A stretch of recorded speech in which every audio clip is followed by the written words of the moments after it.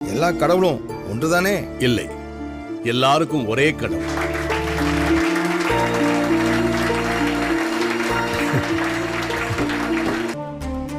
இந்து பெயர் கிறிஸ்தவ பெயர் என்று ஒன்று கிடையாது.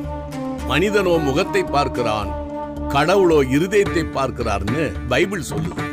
என் பெயர் சிவஞானம். சிவம் என்றால் அன்பு.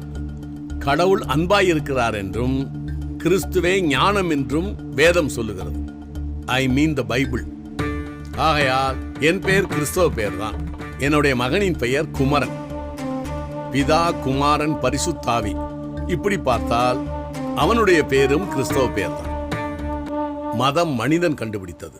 இயேசு கிறிஸ்துவே என்னை பின்பற்றுங்கள் என்று சொன்னாரே தவிர என் மதத்தை பின்பற்றுங்கள் என்று சொல்லவில்லை. ஆன்மீகம் வேறு, மதம் வேறு. மதம் மனிதன் கடவுளை தேடுவது. ஆன்மீகம் என்பது கடவுள் மனிதன்